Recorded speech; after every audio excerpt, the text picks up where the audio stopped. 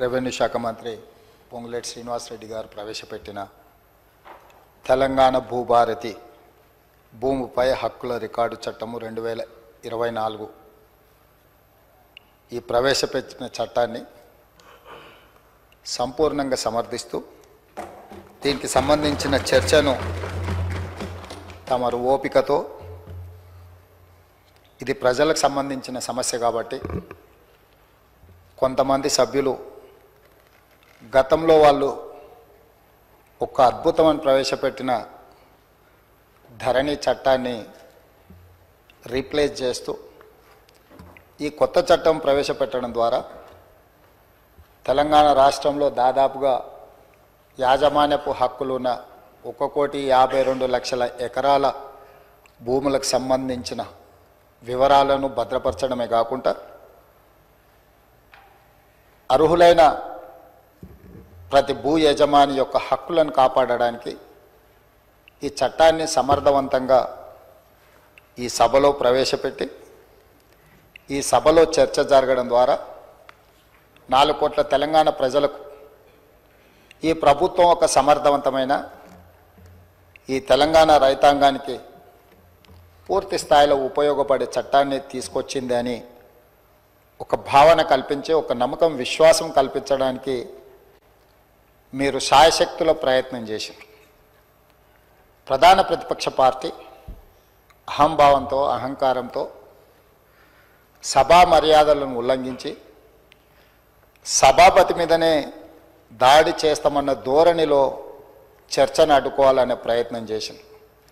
సహజంగా మిత్రులు సాంబశివరావు గారు చెప్పినట్టు ఎవరికైనా కుర్చీలో కూర్చుంటే సహనానికి కూడా ఒక హద్దు ఉంటుంది. మీరు సహనం కోల్పోయి వాళ్ళ మీద చర్యలకు ఉపక్రమించే పరిస్థితులు వాళ్ళు కల్పించిన మీరు చాలా ఓపికతో వారు ఎలాంటి ప్రయత్నాలు చేసినా రెచ్చగొట్టడం ద్వారా ఈ చర్చను తప్పుదారి పట్టించాలనే ప్రయత్నం చేసినా మీరు అవకాశం ఏమాత్రం ఇవ్వకుండా వాళ్ళంతటా వాళ్ళే సహనం చచ్చిపోయి సహకరించవలసిన పరిస్థితిని కల్పించి ఈ సభను ముందుకు నడిపించి ఇంత కీలకమైన ముఖ్యమైన ఈ చట్టాన్ని తెలంగాణ రాష్ట్ర రైతాంగానికి మేలు జరిగే విధంగా ఈరోజు కొనసాగించినందుకు మిమ్మల్ని మనస్ఫూర్తిగా అభినందిస్తూ ఈ తెలంగాణ సమాజం ఈ ప్రాంతం ప్రతి సమస్య భూమి చుట్టూతోనే ముడిపడి ఉన్నది. ఆనాడు ప్రధానంగా కమ్యూనిస్టు సోదరులు రావి నారాయణ రెడ్డి గారు కావచ్చు, ఆరుట్ల కమలాదేవి గారు కావచ్చు, మల్లు స్వరాజ్యం గారు కావచ్చు, భీమిరెడ్డి నరసింహారెడ్డి గారు కావచ్చు, ధర్మ భిక్షం కావచ్చు, సరే ఆరుట్ల కమలాదేవి, ఆరుట్ల రామచంద్రారెడ్డి గారు, బద్దం ఎల్లారెడ్డి గారు, మిత్రులు చాలామంది చెప్తా ఉన్నారు, చాకల ఐలమ్మ, ఇట్లా అంటే చరిత్రలో వెనక్కిపోయినా కొద్దిగా వాళ్ళ పోరాటాలన్నీ కూడా వారు ఈ పోరాటంలో అసూలు బాసింది ఈ భూమి కోసమే. ఈ భూమిని ఆత్మగౌరవంగా, ఈ భూమిని హక్కుగా, ఈ భూమి వాళ్ళ జీవించే హక్కు వాళ్ళకు ఆత్మగౌరవాన్ని తెచ్చిపెట్టేది.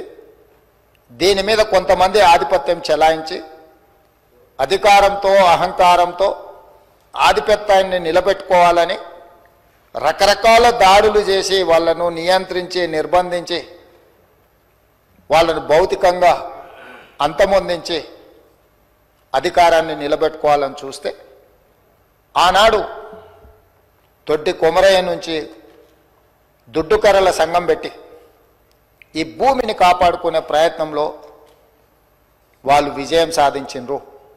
వాళ్ళు అమరులు అయిండొచ్చు కాక, కానీ తెలంగాణ సమాజంలో ఉన్న భూమే తమ హక్కు ఆత్మగౌరవాన్ని భావించి సాయుధ రైతాంగ పోరాటం చేసి భూమి కోసం, భుక్తి కోసం, విముక్తి కోసం ఆనాడు వీరోచితంగా పోరాటం చేసి ఆనాడు చెరబట్టిన రాజుల నుంచి ప్రాంతానికి విముక్తి కలిగించారు. ఆ తర్వాత ఎప్పుడు ఏ ఉద్యమం వచ్చినా, అది కమ్యూనిస్టు ఉద్యమాలు కావచ్చు, నక్సల్బరీ ఉద్యమాలు కావచ్చు, దళిత గిరిజన సంఘాలు, తుడుం దెబ్బలు, ఆదివాసీ సంఘాలు కావచ్చు, వీళ్ళందరి పోరాటాలు భూమి చుట్టూతోనే పరిభ్రమించినాయి. ఈ భూమి కోసమే వాళ్ళు సర్వం ఒడ్డి ఈ భూమిని రక్షించుకునే పనిలో పోరాటాలు చేసిండ్రు. పటేల్ పట్వారి వ్యవస్థ రద్దుకు కూడా కారణం పేద ప్రజల భూముల మీద కొద్దిమంది ఆధిపత్యం చెలాయించాలని చూడడంతో పటేల్ పట్వారి వ్యవస్థను రద్దు చేయడం జరిగింది అధ్యక్ష. అట్లాంటిది ఆర్ఓఆర్ యాక్ట్ కావచ్చు, రకరకాలుగా ఏ భూ యజమాని అయితే ఉన్నాడో ఆ యజమానుల యొక్క హక్కులను కాపాడడానికి సమయం సందర్భం వచ్చినప్పుడల్లా మనం చట్టాలు చేసుకున్నాం. ఆ చట్టాల ద్వారా వాళ్ళ హక్కులను కాపాడుతూ వచ్చినాం. పివి నరసింహారావు గారు, శ్రీమతి ఇందిరాగాంధీ గారు ఉన్నప్పుడు అగ్రికల్చర్ సీలింగ్ యాక్ట్ తీసుకొచ్చి జాగీర్దారుల దగ్గర, జమీందారుల దగ్గర, భూస్వాముల దగ్గర వేలాది ఎకరాలు మూలుగుతుంటే లక్షలాది ఎకరాలను వాళ్ళ దగ్గర నుంచి ప్రభుత్వం సేకరించి భూమి లేని నిరుపేదలకు, ముఖ్యంగా దళితులకు, గిరిజనులకు, ఆదివాసీలకు, బలహీన వర్గాలకు ఈ భూ పంపకాలు, అసైన్మెంట్ పట్టాలు ఇవ్వడం ద్వారా వాళ్ళ ఆత్మగౌరవాన్ని నిలబెట్టి ఆ భూమి మీద వాళ్ళకు జీవించే హక్కును ఆనాటి ప్రభుత్వాలు, శ్రీమతి ఇందిరాగాంధీ గారు వారికి ఇచ్చారు. దీనికి కారణం, ప్రేరేపితం ఆనాడు భూముల కోసం కమ్యూనిస్టులు చేసిన పోరాటాలని ఈరోజు మనం చెప్పుకోక తప్పదు. ఈ పోరాటాల వల్ల వాళ్ళు లేవనెత్తిన సమస్యలను అక్కడి నుంచి కోనేరు రంగారావు కమిషన్ వరకు కావచ్చుగా, లేదా డాక్టర్ వైఎస్ రాజశేఖర రెడ్డి గారు ముఖ్యమంత్రి ఉన్నప్పుడు నక్సలైట్లతో జరిపిన చర్చల్లో భాగంగా కూడా ఈ భూములకు సంబంధించిన ప్రధానమైన సమస్యలనే లేవనెత్తడం జరిగింది. వీటన్నిటిని దృష్టిలో పెట్టుకొని గత ప్రభుత్వాలు వీలైనంత మేరకు ప్రజలకు మేలు జరిగే విధంగా చట్టాలను సవరించిన. ఇంతకుముందు అక్బరుద్దీన్ ఓవైసీ గారు చెప్పినట్టు ఆనాడు యూపీఏ ప్రభుత్వంలో భూభారతి నిజామాబాద్ పైలట్ ప్రాజెక్ట్ కింద కేంద్ర ప్రభుత్వం మన్మోహన్ సింగ్ గారు, సోనియా గాంధీ గారు రికార్డ్స్ డిజిటలైజేషన్ చేయడం కానీ, భద్రపరచడం కానీ, తప్పులు జరగకుండా సరిదిద్దడం కానీ, వీటన్నిటి కార్యక్రమాలను ఎప్పుడు తీసుకున్నా నిజమైన భూ యజమాని యొక్క హక్కులను కాపాడాలి. లేకపోతే విద్య రాని పేదవాళ్ళ భూములను ఎవరైనా అన్యాక్రాంతంగా అక్రమంగా ఆక్రమించుకుంటే కూడా వాటిని, ఆ ఆక్రమణను తొలగించడం ద్వారా వాళ్ళ హక్కులను కాపాడడానికి అన్ని రకాల చట్టాలను తీసుకొచ్చాం. తెలంగాణ రాష్ట్రం వచ్చిన తర్వాత మాజీ ముఖ్యమంత్రి చంద్రశేఖరరావు గారు తెలంగాణ రెవెన్యూ రికార్డ్స్ కానీ, గత పాలకులు పాటించిన విధానాలు కానీ, చేసిన చట్టాలు లోపభూయిష్టంగా ఉన్నాయి. ఇవి ఏమాత్రం ప్రయోజనకరంగా లేవు. ఈ చట్టాలను అన్నిటిని మార్చాలి. దానికోసం నా మెదడునంతా రంగరించి 80,000 పుస్తకాలు చదివి ఒక అద్భుతమైన సాంకేతిక నైపుణ్యాన్ని ఆవిష్కరిస్తున్న దాని పేరే ధరణి అని చెప్పి చంద్రశేఖరరావు గారు మనకి ఇదే సభలో చెప్పిండ్రు, వివిధ వేదికల మీద కూడా చెప్పిండ్రు అధ్యక్ష. దీనికి సంబంధించిన కొన్ని అంశాలు నేను నిజంగానే ఒక మంచి చట్టం, ఒక మంచి ఆలోచన, ఒక సాంకేతిక నైపుణ్యాన్ని రంగరించి, ఎందుకంటే ఐటీ రంగంలో విదేశాలలో చదువుకొని వచ్చిన నా అంత ఐటీ నిపుణుడే లేడని కల్వకుంట్ల తారక రామారావు గారు, తెలంగాణ ఉద్యమకారుడిగా తెలంగాణ సమాజంలో ఉన్న సమస్యలను అన్నిటినీ అవసోపాన పట్టిన ప్రతి భూ సమస్యకు నేను పరిష్కారం చూపిస్తా అని మాజీ ముఖ్యమంత్రి వర్యులు కల్వకుంట్ల చంద్రశేఖరరావు గారు పదే పదే మాట్లాడుతూ ప్రస్తావిస్తున్నప్పుడు నేను కూడా ఒక సందర్భంలో భ్రమలకు లోనైనా, పర్వాలేదు ఈ విషయంలో అయినా మాజీ ముఖ్యమంత్రి గారు, మాజీ ఐటీ శాఖ మంత్రి గారు ఒక మంచి విధానాన్ని తీసుకొచ్చి ధరణి ద్వారా శాశ్వతమైన సమస్యల్ని పరిష్కరిస్తారని, ఆ ధరణి నిజంగానే వీరు కొత్తగా కనిపెట్టినరేమని ఈ సందర్భంగా మీ ద్వారా శాసనసభ రికార్డులకే కాకుండా తెలంగాణ సమాజానికి కొంత సమాచారాన్ని విశ్లేషణ ద్వారా నేను చెప్పాలనుకుంటున్నా అధ్యక్ష. ఈ ధరణి అనే ఏదైతే వెబ్సైట్ కావచ్చు, లేకపోతే వారు చెప్తున్న ఈ సాంకేతిక అద్భుతము చంద్రశేఖరరావు గారు సొంతంగా కనిపెట్టిందో, లేకపోతే చంద్రశేఖరరావు గారు సొంతంగా మన రాష్ట్రానికి అందించిన గొప్ప వరప్రదాయిని ఏం కాదు అధ్యక్ష. 2010 సంవత్సరంలోనే ఒరిస్సా రాష్ట్రం, మన పక్కనున్న రాష్ట్రం, ఈ ధరణి పేరు మీద ఈరోజు తెలంగాణ రాష్ట్రంలో ఏదైతే ఈ ధరణి ఈ మాడ్యూల్ని ఇంట్రడ్యూస్ చేసినో IL&FS సంస్థకు 2010 సంవత్సరంలోనే అక్కడ రిజిస్ట్రేషన్లు చేయడానికి, అక్కడ భూ రికార్డులను పరిశీలించడానికి ఒరిస్సా ప్రభుత్వము నామినేషన్ బేసిస్ మీద వాళ్ళకి టెండర్ ఇచ్చింది అధ్యక్ష. ఏ 2019 సంవత్సరంలో చంద్రశేఖరరావు గారు ఏ సంస్థకైతే కట్టబెట్టిండో అదే సంస్థ, అదే యజమానులకు ఒరిస్సా రాష్ట్ర ప్రభుత్వము 2010 సంవత్సరంలోనే ఈ ధరణి పేరు కూడా మార్చలేదు అధ్యక్ష. నువ్వు ధరణి అన్నావు, వాళ్ళు ఈ ధరణి అన్నారు. ఎందుకంటే ఎలక్ట్రానిక్ రిలేటెడ్ ఇష్యూ కాబట్టి ఈ ధరణి పేరు మీద 2010 సంవత్సరంలో ఒరిస్సా ప్రభుత్వం ఆ సంస్థకు అప్పచెప్తే 4 సంవత్సరాలు నిర్వహించిన తర్వాత కాగ్ ఏం నివేదిక ఇచ్చిందంటే అధ్యక్ష, 2014లో అసలు ఈ ధరణి ఈ రిజిస్ట్రేషన్ సాఫ్ట్వేర్ లోపాలను కాగ్ నివేదిక బయటపెట్టడం కాకుండా ఎలాంటి కాంపిటేటివ్ బిడ్డింగ్ చేయకుండా వాళ్ళకు నామినేషన్ బేసిస్ మీద ఇవ్వడం మీరు తప్పు. వాళ్ళకి ఎలాంటి అనుభవం లేదు ఇందులో. వాళ్ళకి ఏదైతే ఒరిస్సా ప్రభుత్వం అప్పచెప్పిన బాధ్యత, రిజిస్ట్రేషన్లు, రెవెన్యూ రికార్డ్స్కు సంబంధించిన బాధ్యత అప్పచెప్పినరో వాళ్ళకి ఎలాంటి నైపుణ్యం లేదు.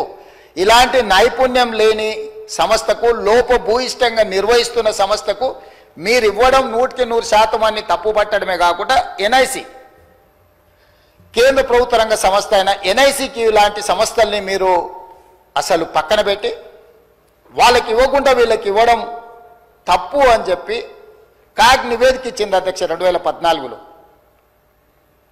ఇక్కడ తమరి ద్వారా నేను తెలంగాణ ప్రజలకు నేనేం చెప్పదలుచుకున్నా అంటే, చంద్రశేఖరరావు గారు 2018, 2019 ఆ తర్వాత వివిధ సందర్భాలలో మాట్లాడిన మాటలు వారి మెదడునంత రంగరించి ఒక అద్భుతాన్ని, ఒక అమృతాన్ని తీసి అమృతంలో నుంచి సృష్టించిన ధరణి వారి యొక్క ఆలోచన అనేది అయితే చెప్పిండో అది శుద్ధ తప్పు. 2010 సంవత్సరంలోనే IL&FS కంపెనీ ఈ విధానాన్ని ఒరిస్సా ప్రభుత్వానికి చేరవేస్తే, ఒరిస్సా ప్రభుత్వం వాళ్ళ కాంట్రాక్ట్ ఇస్తే 4 సంవత్సరాలు నిర్వహించిన తర్వాత కాగ్ నివేదిక 100% తప్పు పట్టింది. ఈ లోపభూయిష్టమైన, ఏమాత్రం ప్రజలకు ఉపయోగపడని ఈ సాంకేతిక నైపుణ్యాన్ని ఎందుకు తెలంగాణ రాష్ట్ర ప్రజల నెత్తి మీద చంద్రశేఖరరావు గారు రుద్దినరో ఇప్పుడు మనం ఆలోచన చేయాలి. అంటే ఒక రాష్ట్రము 4 సంవత్సరాలు ఈ ప్రయోగం చేసి, ప్రయోగం ద్వారా సత్ఫలిత సాధించకపోను, దీనివల్ల ప్రయోజనం లేదని కేంద్ర ప్రభుత్వ రంగ సంస్థ అయిన కాగ్, కాంప్ట్రోలర్ ఆడిటర్ జనరల్ తప్పు పట్టిన తర్వాత కూడా చంద్రశేఖరరావు గారు దీన్ని ఎందుకు తెలంగాణ ప్రజల నెత్తి మీద రుద్దిండో తెలంగాణ ప్రజలకు చెప్పవలసిన బాధ్యత ఈ రాష్ట్ర ముఖ్యమంత్రిగా నా మీద ఉన్నది అధ్యక్ష. ఈ IL&FS కంపెనీ గురించి కొంచెం చర్చించుకోవాలంటే కొంచెం వెనక్కి వెళ్ళాలి అధ్యక్ష. 2011కి వెళ్ళాలి మనం. 2011లో సత్యం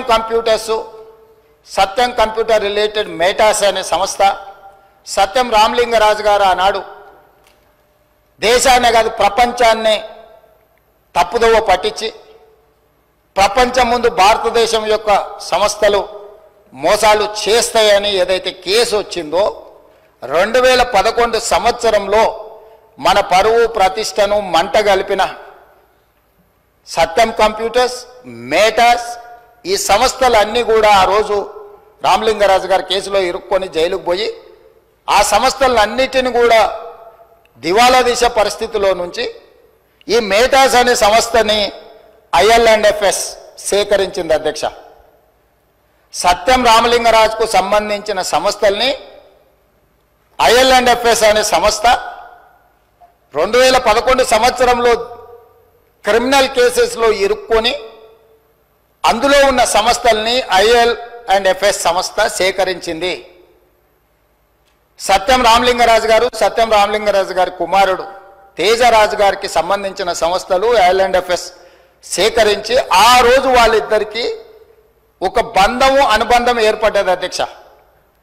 ఆ అనుబంధంతో కొనసాగింపులో భాగంగా 2018 సంవత్సరంలో IL&FS సంస్థ గాదే శ్రీధర్ రాజుకు సంబంధించిన ఇంకొక సంస్థ, వీళ్ళందరూ జాయింట్ వెంచర్ కింద తెలంగాణ రాష్ట్రం ఇద్దామనుకున్న ధరణి పోర్టల్ టెండర్లో భాగస్వామ్యం తీసుకున్నారు అధ్యక్ష. 2018 సంవత్సరంలో తెలంగాణ రాష్ట్ర ప్రభుత్వం portal development and maintenance and control కోసం 2018లో టెండర్ పిలిచింది అధ్యక్ష. ఈ టెండర్ ప్రక్రియలో భాగంగా ఐఎల్ఎండ్ఎఫ్ఎస్, అదేవిధంగా గాదె శ్రీధర్రాజుకు చెందిన ఈసెంట్రిక్, అదేవిధంగా విజన్ ఇన్ఫోటెక్ కంపెనీలు సంయుక్తంగా కాంట్రాక్టు సాధించుకున్నాయి. యువరాజుకు అత్యంత సన్నిహితులు ఎవరో తమరికి తెలుసు అధ్యక్ష. యువరాజు వెనకాల ఉండి ముందల గాదె శ్రీధర్రాజు వెనకాల సత్యం ఆర్ మేటాస్ కంపెనీలను చేపట్టిన ఐఎల్ఎండ్ఎఫ్ఎస్ సంస్థను ముందలబెట్టి టెండర్లో భాగస్వామ్యం చేసి ఆ పని దక్కించుకున్నారు అధ్యక్ష.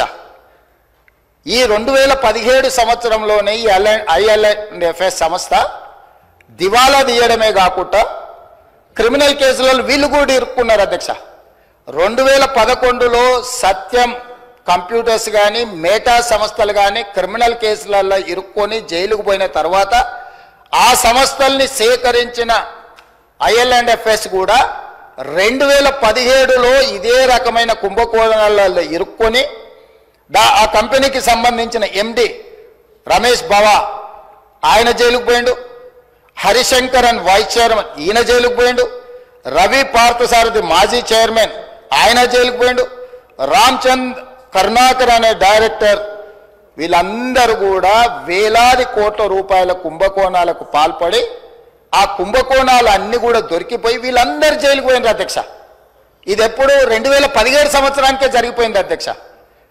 ఎప్పుడు కూడా రాష్ట్ర ప్రభుత్వాలు, కేంద్ర ప్రభుత్వాలు ఏదైనా ఒక సంస్థ క్రిమినల్ నేరాలలో పాల్గొని, ఆర్థిక నేరాలలో పాల్గొని జైలు శిక్షలో లేకపోతే ఆ సంస్థల మీద ఆరోపణలు ఉన్నప్పుడు ఆ సంస్థలను టెండర్లలో పాల్గొనకుండా నిషేధించే విధానము మన రాష్ట్రంలో, మన దేశంలో కొనసాగుతుంది. అయినా తెలంగాణ రాష్ట్ర ప్రభుత్వం, చంద్రశేఖరరావు గారి ప్రభుత్వము ఈ ఐఎల్ఎండ్ఎఫ్ఎస్ను లేకపోతే ఈసెంట్రిక్ లేదా విజన్ ఇన్ఫోటెక్ ఏదైతే జాయింట్ వెంచర్తో టెండర్ వేసిందో వీళ్ళని నిషేధించలేదు అధ్యక్ష. వీళ్ళకి టెండర్ కట్టబెట్టి ఈరోజు తెలంగాణ రాష్ట్రంలో ఉండే 1,52,00,000 ఎకరాలకు సంబంధించిన లక్షలాది మంది రైతుల యొక్క భూముల వివరాలను రిజిస్ట్రేషన్లు చేయడము, డాక్యుమెంట్లు చేయడము, రికార్డులు మెయింటైన్ చేయడము, అన్ని రకాల బాధ్యతలను కంప్లీట్గా ఈ సంస్థకు అప్పచెప్పారు అధ్యక్ష. ఇక్కడి నుంచే ఇక స్టోరీ మొదలైంది అధ్యక్ష. అసలైన స్టోరీ ఇక్కడ ఉన్నది. టెండర్ దక్కించుకున్న ఐఎల్ఎండ్ఎఫ్ఎస్ సంస్థ పేరు మార్చింది అధ్యక్ష. టెండర్ అగ్రిమెంట్ అయిన తర్వాత టెరాసిస్ టెక్నాలజీస్ లిమిటెడ్ అని సబ్సిడరీ యూనిట్ కిందకి అగ్రిమెంట్ తీసుకొచ్చారు అధ్యక్ష. టెండర్ పాల్గొన్నప్పుడు ఒక పేరు మీద ఉండి టెండర్లో వాళ్ళ కాంట్రాక్ట్ వచ్చిన తర్వాత దాని పేరు మార్చింది అధ్యక్ష. ఒకవేళ పేరు మార్చిన మనుషులకు కూడా చట్టంలో ప్రొవిజన్ ఉంది అధ్యక్ష పేర్లు మార్చుకోవడానికి. ఒకవేళ మన పేరు నచ్చకపోతే కూడా ఒక గెజెట్ నోటిఫికేషన్ నుంచి ఒక విధానంలో ఉంది. కంపెనీస్ యాక్ట్లో కూడా ఒకవేళ సేమ్ కంపెనీ ఒకవేళ పేరు మార్చుకున్నా తప్పలేదు అధ్యక్ష, పేరు మార్చుకోవచ్చు. ఇక్కడ పేరు మార్చుకున్నది అధ్యక్ష. పేరు మార్చుకున్నాకనే తతంగం మొదలైంది అధ్యక్ష. ఈ టెరాసిస్ టెక్నాలజీస్ లిమిటెడ్ అనే ఐఎల్ఎండ్ఎఫ్ఎస్ సబ్సిడరీ యూనిట్ పేరు మారిన తర్వాత ఇందులోకి ఫాల్కన్ ఎస్జీ అనే ఒక ఫిలిపిన్ కంపెనీ దీంట్లో 52% ఒకసారి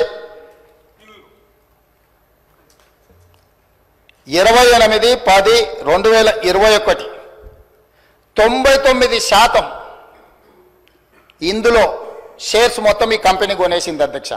ఫాల్కన్ ఎస్జీ అనే ఫిలిపిన్ కంపెనీ. ఈ కంపెనీ కొన్న తర్వాత ఇది ఇక్కడ ఆగింది అధ్యక్ష, ఆగలే. ఈ ఫాల్కన్ ఎస్జీ కంపెనీ నుంచి ఫాల్కన్ ఇన్వెస్ట్మెంట్స్ అనే కంపెనీ, సింగపూర్ కంపెనీ ఇందులోకి వచ్చింది అధ్యక్ష. ఈ కంపెనీ అంటే ఏదైతే ఫాల్కన్ ఎస్జీ పేరు మీద 99% ఉందో ఆ 99% షేర్ని ఫాల్కన్ ఇన్వెస్ట్మెంట్ అనే సింగపూర్ కంపెనీ దీంట్లోకి వచ్చింది అధ్యక్ష. 1% మిగిలిపోయింది కదా అధ్యక్ష. ఆ 1% గాదె శ్రీధర్రాజు ఎవరైతే ఉన్నారో ఆ 1% అతను కొన్నాడు అధ్యక్ష. 1% ఈ కంపెనీలో షేర్ కొన్న గాదె శ్రీధర్రాజు ఈ కంపెనీకి సీఈఓగా మారిండు అధ్యక్ష. అంటే యువరాజు గారి మిత్రులు ఏ రకంగా ఇందులోకి తెర వెనుక నుంచి లోపలికొచ్చి దీన్ని మొత్తం తమ చేతిలోకి ఏ రకంగా తీసుకున్నారో గాదెర్ శ్రీధర్ రాజు గారిని ఈ ఫాల్కన్ ఇన్వెస్ట్మెంట్ ఈ కంపెనీకి ఓనర్ను అంటే సీఈఓని చేసేసి వ్యవహారం మొత్తం గాదెర్ శ్రీధర్ రాజు చేతికి అప్పచెప్పారు అధ్యక్ష. ఇది ఇక్కడ కూడా ఆగిందా అంటే లేదు అధ్యక్ష. ఫాల్కన్ ఇన్వెస్ట్మెంట్స్ మళ్ళీ వాళ్ళ దగ్గర ఉన్న 99% షేర్లని 100% కింద మొత్తం అంటే మొత్తం వాళ్ళకు ఉన్న మొత్తాన్ని మళ్ళీ అమ్మిండ్రు అధ్యక్ష. దాంట్లోకి ఎవరు వచ్చారు అధ్యక్ష? Sparrow Investments, GW Sky Private Limited, Hillbrook Investments వీళ్ళు ఒకవైపు వచ్చిండ్రు అధ్యక్ష. అది వీ యజమానులు ఎవరయ్యా అంటే రాహుల్ గోస్వామి, ఆనంద్ కుమార్ వీళ్ళందరు ఓనర్లు అధ్యక్ష. ఈ 3 కంపెనీల నుంచి మళ్ళీ హిల్బ్రూక్ ఇన్వెస్ట్మెంట్స్ నుంచి కొనుక్కున్న company Gateway Fund two LP అనే ఇంకొక సంస్థ వచ్చింది అధ్యక్ష. దాంట్లో నుంచి మళ్ళీ స్పారో ఇన్వెస్ట్మెంట్స్ నుంచి కొనుక్కున్న దాంట్లో గేట్వే ఫండ్ టు ఎల్ఎల్పి ఇందులోకి వచ్చారు అధ్యక్ష. అంటే అల్లిబిల్లి కంపెనీలు అన్నిటిని పెట్టుకుంటూ ఈ కంపెనీలన్నిటి ద్వారా చివరికి వాళ్ళు ఎక్కడికి చేరింది అధ్యక్ష?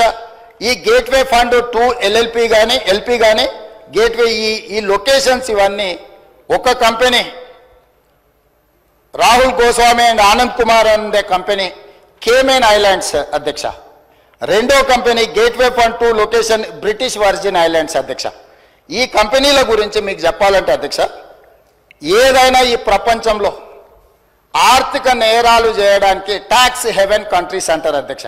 ప్రపంచంలో ఏ దేశంలో అయినా ఏ ప్రాంతంలో అయినా ఆర్థిక నేరాలకు పాల్పడే కంపెనీలు ఆ దేశానికి ఎట్లా ఫుల్ ప్రూఫ్ ఉంటుంది అధ్యక్ష? ఆ దేశంలోకి పోయి నువ్వు ఏ దేశంలో ఏ నేరం చేసినా ఆ దేశంతో ఎలాంటి ఒప్పందాలు ఉండవు అధ్యక్ష. అతన్ని పట్టించరు, ఆ కంపెనీ వివరాలు చెప్పరు, దానికి ఏం సంబంధించింది ఏం చెప్పరు అధ్యక్ష.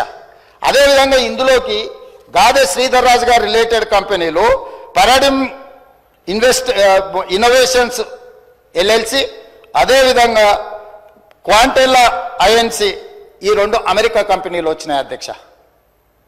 సో ఎక్కడైతే టెర్రాసిస్ టెక్నాలజీస్ లిమిటెడ్లో బయలుదేరిన మన స్టేట్ అగ్రిమెంటు ఫిలిపిన్ దేశానికి పోయింది, ఫిలిపిన్ దేశాన్ని నుంచి సింగపూర్ దేశానికి పోయింది, సింగపూర్ దేశాన్ని నుంచి మళ్ళీ కేమెన్ ఐలాండ్స్కి పోయింది, తర్వాత వర్జిన్ ఐలాండ్స్కి పోయింది, తర్వాత అమెరికా దేశంలో ఉండే 2 కంపెనీలు. చివరికి ఈ కంపెనీలు ఈ సంస్థలను నిర్వహించే వాళ్ళు ఈ కేమెన్ ఐలాండ్స్లో వర్జిన్ ఐలాండ్స్లో తేలిండ్రు అధ్యక్ష. ఈ 2 దేశాలు ఎట్లాంటివి అంటే ప్రపంచంలో ఏ ఆర్థిక నేరం జరిగినా ఆ ఆర్థిక మూలాలు పనామా లీక్స్ కానీ లేకపోతే మీరు ఈ ప్రపంచంలో జరిగిన ఏ పెద్ద ఆర్థిక నేరాన్ని ఎత్తికినా ఆ సంబంధించిన కంపెనీలు ఈ 2 దేశాలలో ఉంటాయి అధ్యక్ష. ఆ దేశాలలో ఉన్న కంపెనీలు ఈరోజు ఈ టెరాసిస్ ఏదైతే ఈ ధరణి ఏదైతే ఉందో ఈ ధరణి మొత్తం ఆ దేశానికి వెళ్ళిపోయింది అధ్యక్ష. ఎవరో దాని ఓనర్లు అంటే అధ్యక్ష ఫాల్కన్ ఇన్వెస్ట్మెంట్ ప్రైవేట్ లిమిటెడ్లో ఉన్న ఓనరు ఏదైతే ఈ సింగపూర్ బేస్డ్ కంపెనీ ఉందో రాహుల్ గోస్వామి, ఈయన సింగపూర్ సిటిజన్, ఆనంద్ కుమార్ ఈయన సింగపూర్ సిటిజన్, లతికాదేవి అమ్మ daughter of Radhakrishna Pillai Singapore citizen అధ్యక్ష. వీరితో పాటు అధ్యక్ష స్పారో ఇన్వెస్ట్మెంట్స్ ప్రైవేట్ లిమిటెడ్ అనే కంపెనీ కూడా ఇది సింగపూర్ కంపెనీ అధ్యక్ష. స్పారో ఇన్వెస్ట్మెంట్ ఇది ఈ టోటల్ ఈ ఉండే కంపెనీలు అని కూడా ఇవి సింగపూర్ సంస్థలు అధ్యక్ష. అదేవిధంగా అధ్యక్ష జీడబ్ల్యూ స్కై ప్రైవేట్ లిమిటెడ్ అనే సంస్థ కూడా సింగపూర్దే అధ్యక్ష. జీడబ్ల్యూ సేమ్ వీళ్ళందరూ. తర్వాత పారాడిమ్ ఇన్నోవేషన్స్ ఎల్ఎల్సి అనేది అమెరికన్ కంపెనీ అధ్యక్ష.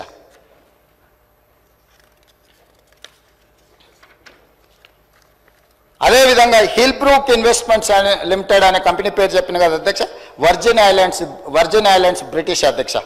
అదేవిధంగా క్వాంటెల్లా ఐఎన్సి అని చెప్పిన కదా అధ్యక్ష, ఇది అమెరికా కంపెనీ అధ్యక్ష. అదేవిధంగా గేట్వే పార్ట్నర్స్ అని చెప్పిన కదా అధ్యక్ష, గేట్వే పార్ట్నర్స్ 2 లిమిటెడ్ అనేది ఉంది కదా అధ్యక్ష, కేమెన్ ఐలాండ్స్ అధ్యక్ష. అంటే ఈ మొత్తం కంపెనీలు ఈ రోజు నిర్వహిస్తున్న గాదెర్ శ్రీధర్ రాజుతో సహా వీళ్ళెవ్వరూ ఈ దేశ పౌరులు కాదు అధ్యక్ష. ఈ రాష్ట్ర పౌరులే కాదు, ఈ దేశంలో పక్క రాష్ట్ర పౌరులైనా పర్వాలేదు అధ్యక్ష. ఎవ్వరు కూడా ఈరోజు ఈ ధరణి పోర్టల్ నిర్వహిస్తున్న టెరాసిస్ కంపెనీ పేరు మీద మొదలయ్యి మారుకుంటూ పేర్లు మారుకుంటూ సంస్థలు మారుకుంటూ దేశాలు మారుకుంటూ ఈరోజు కేమెన్ ఐలాండ్స్కు బ్రిటిష్ వర్జిన్ ఐలాండ్స్కి ఎక్కడికైతే చేరిందో అవి ప్రపంచంలో ఆర్థిక నేరాలకు సంబంధించిన ట్యాక్స్ హెవెన్ కంట్రీస్ అధ్యక్ష. ఆ దేశంలో నేరం చేసిన ఎవడు పట్టుకోలేడు, ఆ దేశం ఎవరికి వివరాలు ఇయ్యదు. ఈరోజు మన ధరణి పోర్టల్ అనేది ఆ దేశానికి ఆర్థిక నేరాలకు పాల్పడే దేశంలో ఉన్న సంస్థ చేతిలోకి మన తెలంగాణ రాష్ట్ర రైతాంగం యొక్క సంపూర్ణమైన వివరాలు ఈరోజు అక్కడికి వెళ్ళిపోయినాయి అధ్యక్ష. ఇది ఘనత వహించిన 80,000 పుస్తకాలు చదివిన తన మెదడంతా రంగరించి తయారు చేసిన అమెరికాకి వెళ్ళి ఐటీలో లక్షల కోట్ల రూపాయలు సంపాదించే ఉద్యోగాన్ని వదులుకొని తెలంగాణను ఉద్ధరిద్దామని వచ్చేసిన the great IT and industries minister mister Kalvakuntla Taraka Rama Rao గారి నేతృత్వంలో పిలిచిన ఈ టెండర్ ఏ సంస్థ పిలిచింది అధ్యక్ష?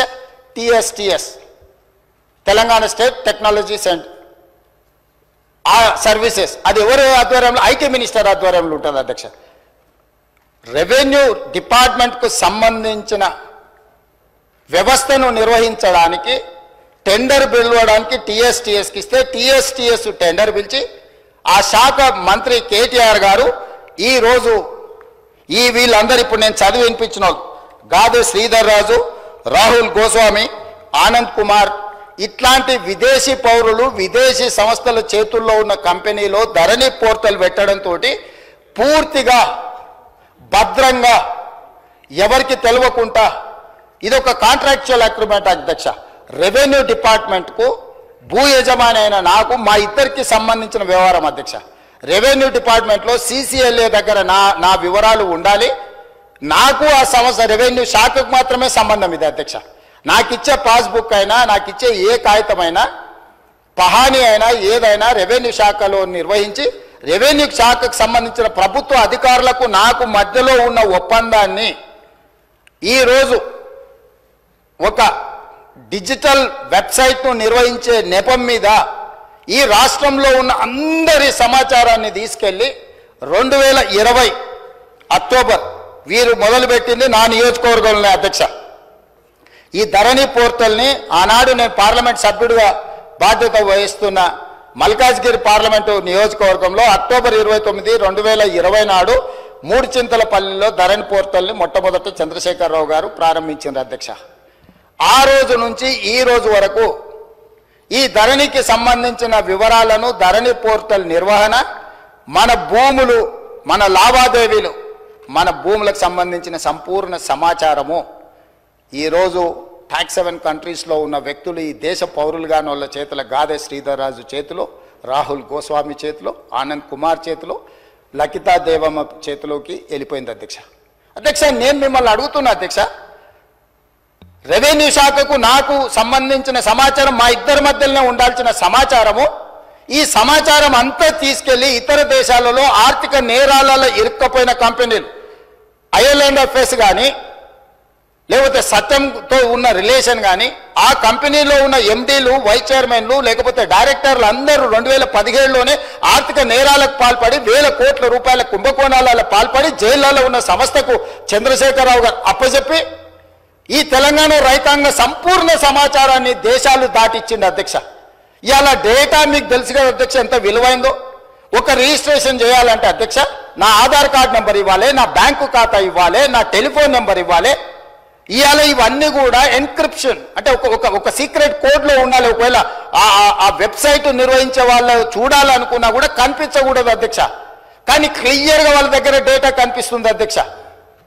ఈరోజు ఈ నిర్వహణలో ఈ రాష్ట్రంలో 2020 నుంచి ఇప్పటి వరకు జరిగిన ప్రతి ట్రాన్సాక్షన్కు సంబంధించిన ఆధార్ కార్డు, బ్యాంకు ఖాతా నెంబర్, టెలిఫోన్ నెంబర్ అన్ని వివరాలు ఈరోజు పూర్తిగా క్రిస్టల్ క్లియర్గా వాళ్ళ చేతులకు వెళ్ళిపోయి ఇతర దేశాలు, దేశ సరిహద్దులు దాటిపోయి ఇతర దేశాలు ఆర్థిక నేరాలకు పాల్పడుతున్న దేశాలకు మన రాష్ట్రంలో ఉన్న సంపూర్ణమైన రెవెన్యూ సమాచారం అని తెలిపోయింది అధ్యక్ష. ఇది ఎంత తీవ్రమైన నేరం అంటే ఈ నేరానికి శిక్ష అనేది ఏ స్థాయిలో విధించాలనో చట్టాలన్నిటిని కూడా చదవాల్సిన పరిస్థితి ఈరోజు ఈ రాష్ట్రంలో చంద్రశేఖరరావు గారు కల్పించారు అధ్యక్ష. అధ్యక్ష ఈరోజు ఇంత నమ్మకంగా ఒక ప్రభుత్వం మీద నమ్మకం ఉండి ప్రజలు తమ సంపూర్ణమైన సమాచారాన్ని ప్రభుత్వం దగ్గర పెడితే ఆ ప్రభుత్వంలో ఉన్న పెద్దలు ఆ నమ్మకాన్ని వమ్ము చేసి తెలంగాణ ప్రజలకు ద్రోహం చేసి మోసం చేసి సంపూర్ణ సమాచారాన్ని క్రిమినల్స్ చేతుల క్రిమినల్ కేసెస్ ఎదుర్కొంటున్న కంపెనీల చేతులకి సంపూర్ణంగా సమాచారాన్ని బదిలీ చేసిందంటే దీని మీద ఏ రకమైన విచారణ చేయాలనో తెలంగాణ సమాజం ఆలోచించాలి, ప్రతిపక్షాలు అందరూ కూడా ఆలోచించాలి. అధ్యక్ష ఈ కంపెనీలు అన్నిటిని కూడా ఏ ఒక్క కంపెనీ కూడా ఈ దేశంది కాదు అధ్యక్ష. ఇవాళ ఈ సాంకేతిక నైపుణ్యం ధరణియో లేకపోతే ఐలాండ్ అఫేర్స్ కాదు అధ్యక్ష. ఎప్పుడో తెలంగాణ రాష్ట్రంలో ఉమ్మడి రాష్ట్రంలో ఈ దేశంలోనే ఎన్ఐసి వెబ్ ల్యాండ్ అనే ఒక వెబ్సైట్లో సంపూర్ణమైన ఇట్లాంటి డిజిటల్ వ్యవస్థ కేంద్ర ప్రభుత్వం పరిధిలో ఉన్న ఎన్ఐసి దగ్గర సంపూర్ణంగా ఉంది అధ్యక్ష. ఇవాళ గుడ్ గవర్నెన్స్ మన దగ్గర ఉంది అధ్యక్ష. మనం లక్షలాది రాష్ట్రాల దేశాల పరీక్షలు మనం నిర్వహిస్తున్నాం అధ్యక్ష. మరి చెన్నారెడ్డి మానవ వనరుల విభాగంలో అద్భుతమైన సాంకేతిక నైపుణ్యం ఉన్న వ్యవస్థ మొత్తం మన ప్రభుత్వంలో ఉంది అధ్యక్ష. మనమే ఇతర దేశాలకు ఆదర్శంగా ఉండేటట్టు, ఇతర రాష్ట్రాలకు ఆదర్శంగా ఉండేటట్టు మనం తీసుకున్న నిర్ణయాలను ఈరోజు పక్కదో పట్టించి కేంద్ర ప్రభుత్వ రంగ సంస్థ అయిన ఎన్ఐసికి కూడా ఇవ్వకుండా గాదే శ్రీధర్ రాజుకు ఈరోజు అప్పచెప్పడం ద్వారా మన సంపూర్ణమైన సమాచారాన్ని ఇతర దేశాలకు పంపించారు అధ్యక్ష. అందుకే నేను అడుగుతున్నా అధ్యక్ష, టెరాసిస్తో మొదలైన ఈ లావాదేవీ టెండర్లో సక్సెస్ అయిన IL&FS సంస్థ నుంచి ఫాల్కన్ ఎడ్జీ సింగపూర్ కంపెనీకి ఎట్లా పోయింది, ఫిలిపిన్ కంపెనీకి ఎట్లా పోయింది, అక్కడ నుంచి ఫాల్కన్ ఇన్వెస్ట్మెంట్స్కి ఎట్లా పోయింది, అక్కడ నుంచి స్పారో ఇన్వెస్ట్మెంట్స్కి ఎట్లా పోయింది, అక్కడ నుంచి JW స్కై ప్రైవేట్ లిమిటెడ్కి ఎట్లా పోయింది, అక్కడ నుంచి గేట్వే ఫండ్ 2 LPకి ఎట్లా పోయింది, అదేవిధంగా హిల్బ్రూక్ ఇన్వెస్ట్మెంట్ సంస్థకి ఎట్లా పోయింది, అదేవిధంగా పారాడిమ్ ఇన్నోవేషన్స్ LLCకి ఎట్లా పోయింది, అదేవిధంగా క్వాంటెల్ INCకి ఎట్లా పోయింది. ఇవన్నీ సంస్థలు టాక్స్ 7 కంట్రీస్ అయిన ఈరోజు కేమెన్ ఐలాండ్స్ కానీ లేకపోతే బ్రిటిష్ ఐలాండ్స్ కానీ ఈ సమాచారం చేరిన తర్వాత ఇంకా అద్భుతమైన ఎన్నికల ముందు చంద్రశేఖరరావు గారు వాదించడమే కాకుండా మేము దీన్ని మార్పు తీసుకొస్తాము అని చెప్తే మమ్మల్ని అందరినీ కూడా బంగాళాఖాతంలో వేయమని వారు తిట్టిండ్రు అధ్యక్ష. అసలు వారు ఒంటి కాళ్ళ మీద ఎగురుతున్నప్పుడు నేను ఆశ్చర్యపోయినా. ఆయన ఎలక్షన్లో ఆయన మేనిఫెస్టో చెప్పుకున్నా, ఆయన ప్రజలకు ఏమైనా చెప్పుకుంటాడు. మా ఎలక్షన్లో మేము ఏం విధి విధానాలతో ప్రజలకు ఒక మంచి పారదర్శకమైన పరిపాలన అందిస్తాం మేము చెప్పినాం. మా మీద కోపము, కారణము, ఆవేశము, వారు ఆవేశంతో ఊగిపోతుంటే ఉపన్యాసాలలో నాకు అర్థం కాలేదు అధ్యక్ష. కొంత ఈరోజు ప్రభుత్వంలోకి వచ్చిన తర్వాత పరిశీలించిన తర్వాత ఎన్ని ప్రభుత్వ భూములు, అది దేవాదాయ భూములు కావచ్చు, లేకపోతే భూదాన్ భూములు కావచ్చు, లేకపోతే ప్రైవేట్ భూముల యజమానుల పేర్లు మార్చే విషయంలో కావచ్చు, వాళ్ళు చేసిన అరాచకం, దురాగతం, దుర్మార్గం ఏ స్థాయిలో ఉంది అని అంటే ఇంకా మనం చెప్పలేనంత స్థాయికి ఈరోజు ఇది చేరింది అధ్యక్ష. అందుకే దానికి ఉదాహరణ కింద నేను చెప్పదలుచుకున్న అధ్యక్ష ఒక 2-3 ఉదాహరణలు. ఏ చట్టం అయితే ఈ టెండర్ అగ్రిమెంట్ ప్రకారం అధ్యక్ష, ఈ టెరాసిస్ కాంట్రాక్ట్ అగ్రిమెంట్ అధ్యక్ష 9.20 అగ్రిమెంట్ క్లాజ్లో ఉన్నది అధ్యక్ష. ద ఐఏ అంటే implementing agency should to be the best of his efforts, avoid any change in the organization structure proposed for execution of this contract or replacement of any manpower resource appointed. If the same is however unavoidable, IA shall promptly inform the purchaser in writing and the same shall require subsequent approval by the purchaser. ఇందులో ఇలాంటి మార్పులు చేర్పులు చేయాలన్నా, యజమానులు మారాలన్నా, పనిచేసే స్థలం మారాలన్నా ప్రభుత్వం ముందస్తు అనుమతి తీసుకోవాలని స్పష్టంగా ఈ అగ్రిమెంట్లో ఉంది. 9.20లో ఎలాంటి ప్రభుత్వ అనుమతి లేకుండా ఈ రకంగా టాక్స్ 7 కంట్రీస్లో ఉండే సంస్థల్ని ఇతర దేశాలకు సంబంధించిన కంపెనీల చేతికి మన సమాచారం వెళ్ళింది అధ్యక్ష. అదేవిధంగా అధ్యక్ష 9.20.4 sub క్లాజ్లో all manpower resources deployed by the IA అంటే implementing agency అధ్యక్ష for execution of this contract must strictly adhere to the attendance reporting procedures and make their services available as agreed upon for the entire reporting time period at the purchaser's office location. Purchaser అంటే ఇక్కడ revenue department అధ్యక్ష, CCLA. IA అంటే ఈరోజు Falcon investments ఏదైతే ఉన్నదో లేకపోతే టెరాసిస్ ఉన్నదో implementing agency అదే అధ్యక్ష. ఇంప్లిమెంటింగ్ ఏజెన్సీ తరఫున గాదె శ్రీధర్ రాజు రిప్రజెంట్ చేస్తాడు. పర్చేజర్ కింద సిసిఎల్ఏ కమిషనరు యాక్ట్ చేస్తాడు అధ్యక్ష. వీళ్ళు ఎవరినైనా ఇందులోకి తేవాలన్నా పర్చేజర్ దగ్గర అనుమతి తీసుకోవాలి ఫస్ట్ పాయింట్. వీళ్ళు ఏ పని చేసినా ఈ సాఫ్ట్వేర్లో కూర్చొని మనం జరుగుతున్న ట్రాన్సాక్షన్స్, మనం జరుగుతున్న రిజిస్ట్రేషన్లు, మనం మెయింటైన్ చేస్తున్న రెవెన్యూ రికార్డ్స్ అన్ని కూడా పర్చేజర్ లొకేషన్లో అంటే ప్రభుత్వ ఆఫీసులో ఉండి పని చేయాలి అధ్యక్ష ఈ అగ్రిమెంట్ ప్రకారం. కానీ అదే కాకుండా అధ్యక్ష 9.20.6 the IA shall provide and deploy at the purchaser's office location for carrying out the work. ఈ రెండు సెక్షన్ల ప్రకారము వాళ్ళు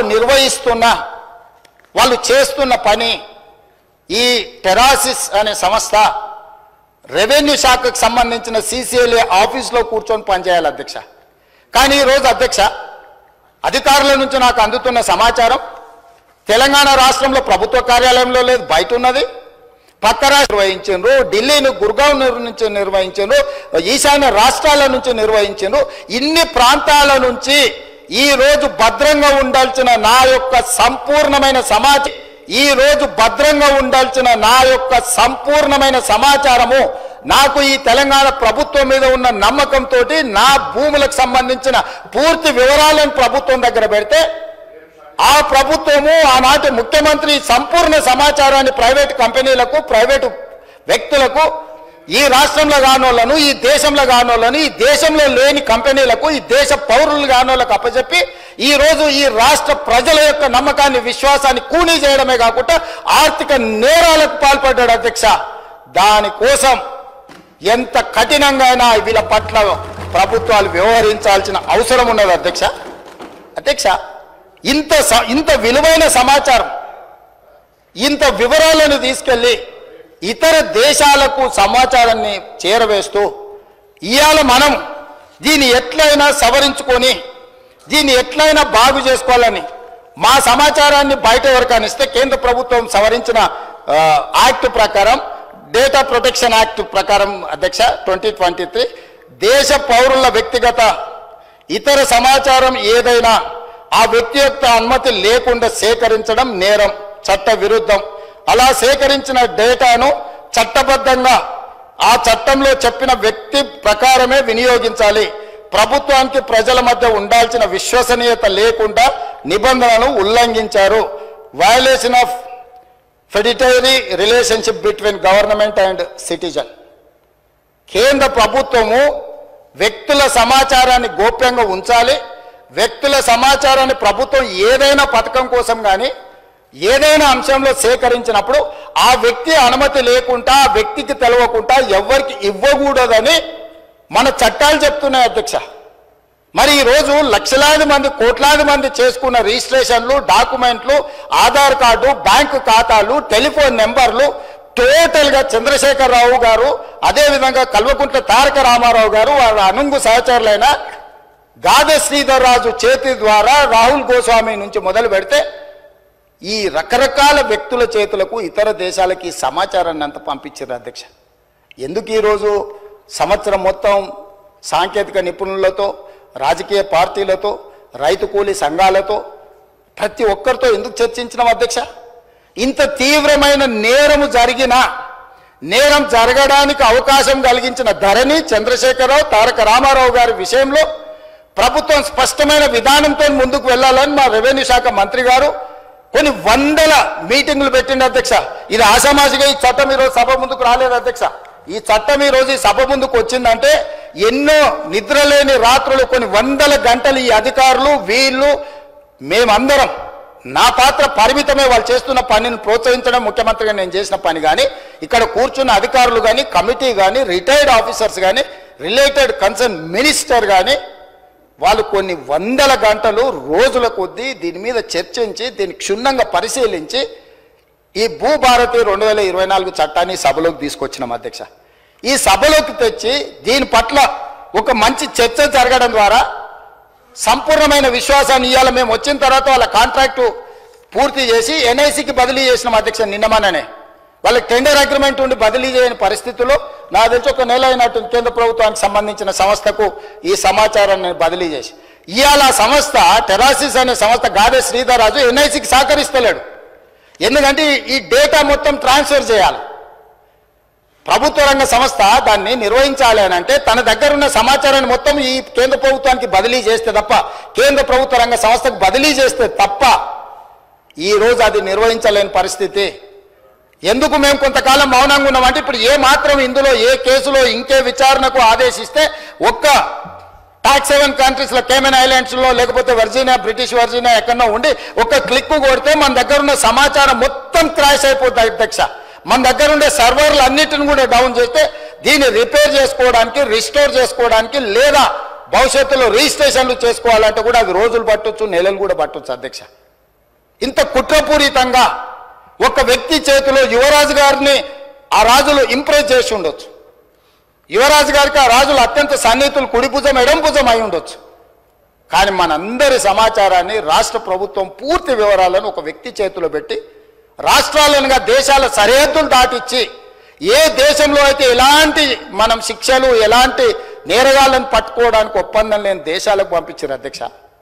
నేను ఈరోజు మీకు చెప్తున్నా అధ్యక్ష, పార్లమెంట్ సభ్యుడిగా కొన్ని వందల లెటర్లు రాసిన ఆ దేశాలకు నేను మనుషులను పంపించిన డేటా సేకరించడానికి డబ్బులు కట్టైనా తీసుకురాపోండి అని యుఎస్ నుంచి నా మిత్రులను ఆ దేశానికి పంపించిన అధ్యక్ష. వాళ్ళు ఇవ్వలేదు. నా దగ్గర చాలా వివరాలు ఉన్నాయి అధ్యక్ష. నేను దీని మీద రీసెర్చ్ చేసినప్పుడు వీళ్ళు ఎన్ని రకాల అధ్యక్ష రిజిస్ట్రేషన్స్ అనేటివి డే టైంలో జరుగుతాయి అధ్యక్ష. మనం స్లాట్ బుక్ చేసుకుంటాం నార్మల్గా 10 to 5 or 6, 7 ఒకవేళ అయితే 7, 8 o'clock రిజిస్ట్రేషన్లు అధ్యక్ష. రాత్రి 9 గంటల నుంచి ఉదయం 6 గంటల వరకు కూడా రిజిస్ట్రేషన్లు జరిగిన డాక్యుమెంట్లు ఉన్నాయి అధ్యక్ష. అర్ధరాత్రి పూట ఏ ప్రభుత్వ అధికారి డాక్యుమెంట్లు రిజిస్ట్రేషన్ చేసిండు? అర్ధరాత్రి డాక్యుమెంట్లు రిజిస్ట్రేషన్ చేసే వ్యవస్థ మన రాష్ట్రంలో ఉందా? ఏ చట్టం ప్రకారం అర్ధరాత్రి పూట్ల డాక్యుమెంట్లు ఎగ్జిక్యూట్ అయినాయో ఇవాళ మనం విచారణ చేయాల్సిన అవసరం లేదా అధ్యక్ష? ఎందుకు ఈరోజు వాళ్ళు అక్కడ నించోని, ఎందుకు ఈరోజు చర్చ జరగకుండా భూభారతి 2024 మీద చర్చనే జరగొద్దు, ససే మీద ముఖ్యమంత్రి గారు ఒకవేళ మాట్లాడితే ఈ బండారం బయటపడుతుంది, ఎట్లయినా అడ్డుకోవాలి అని ఎన్ని రకాల ప్రయత్నాలు చేసిండ్రు మీరు చూసిరు కదా అధ్యక్ష. అధ్యక్ష, ధరణి వెబ్సైట్ వచ్చిన తర్వాత కొన్ని డాక్యుమెంట్లు నేను చెప్పదలుచుకున్నా అధ్యక్ష. మిత్రుడు మహేష్ రెడ్డి గారు కూడా ఉన్నారు, వారు కూడా వినాలి. కిషన్ రెడ్డి గారు స్వయంగా తిమ్మాపూర్ ఆయన సొంతూరులో భూదాన్ భూములకు సంబంధించి కిషన్ రెడ్డి గారు అపోజిషన్ లీడర్ ఉన్నప్పుడు వాళ్ళు కంప్లైంట్ చేసిండు అధ్యక్ష. 100 ఎకరాల భూదాన్ భూమిని డాక్యుమెంట్లు మార్చే పరిస్థితి ఉన్నది, వాటి కాపాడు ఉండని. ఈరోజు కేంద్ర మంత్రి అధ్యక్ష కిషన్ రెడ్డి గారు, గతంలో హోంశాఖ మంత్రి అధ్యక్ష, ఆ కిషన్ రెడ్డి గారు ఫిర్యాదు చేసిన భూములను కూడా భూదాన్ భూములను కందుకూరు మండలం తిమ్మాపూర్ గ్రామం కిషన్ రెడ్డి కేంద్ర హోంశాఖ మంత్రిగా ఉన్నప్పుడే ప్రైవేట్ వ్యక్తుల పేర్ల మీద, ప్రైవేటు భూముల పేరు మీద భూదాన్ భూములను మార్చి భూములను అమ్మేసి దాని వెనకాల ఉన్నది ఎవరో తేలాలి అధ్యక్ష. నేను వచ్చిన తర్వాత ఎఫ్ఐఆర్ చేయించిన అధ్యక్ష. నేను వచ్చిన తర్వాత కిషన్ రెడ్డి గారి ఫిర్యాదును ఒక కేంద్ర మంత్రి అయిన ఆ భయం కూడా లేదు. ఆ రోజు హోంశాఖ మంత్రిగా కిషన్ రెడ్డి గారు ఉన్నారు అధ్యక్ష. ఆయన సొంతూరులో 100 ఎకరాల భూదాన్ భూములకు సంబంధించి కిషన్ రెడ్డి గారు ఫిర్యాదు చేస్తే కిషన్ రెడ్డి గారి ఫిర్యాదును కూడా లెక్క చేయకుండా భూములను ప్రైవేట్ వ్యక్తుల పేరు మీదకి మార్చేసింది అధ్యక్ష. నేను వచ్చిన వెంబడే నేను కేసు కట్టించిన అధ్యక్ష. పోకల్వాడలో ఈరోజు ప్రభుత్వ భూములను ప్రైవేట్కు ఈ ధరణి పోర్టల్ ద్వారా ఒక 2 ఎగ్జాంపుల్స్ చెప్తున్నా అధ్యక్ష. కొన్ని వందల వేలు ఉన్నాయి. రంగారెడ్డి, సంగారెడ్డి, మేడ్చల్ లాంటి జిల్లాలే కాదు ఇతర ప్రాంతాలలో కొన్ని వేల ఎకరాల ప్రభుత్వ భూములను యజమానుల పేర్లు మార్చడమే కాదు కొత్త కొత్త అన్ని తయారు చేసి వాటి అన్నిటిని కూడా సిద్దిపేట రకరకాల ఒక్క దగ్గర అని కాదు, నాగారము ఏ ఒక ప్లేస్ అని కాదు అధ్యక్ష. ఇవాళ నేను ఎందుకు కిషన్ రెడ్డి గారితో ప్రస్తావిస్తున్నా అంటే ఈరోజు ఆయన యూనియన్ క్యాబినెట్ మినిస్టర్ అధ్యక్ష. ఆయన సొంతూరులో ఆయన ఫిర్యాదు చేస్తే కూడా భయం లేకుండా భూదాన్ భూములను బదిలీ చేసి ప్రైవేట్ వ్యక్తులకు పట్టా భూముల కింద రిజిస్ట్రేషన్ చేసింది అధ్యక్ష. నేను వచ్చిన తర్వాత కిషన్ రెడ్డి గారు కూడా ఫిర్యాదు చేస్తే దీని మీద చర్యలు తీసుకోకపోతే ఎట్లా అని నేను ఎంక్వైరీకి ఆర్డర్ ప్లేస్ చేసి క్రిమినల్ కేసు బుక్ చేసిన అధ్యక్ష.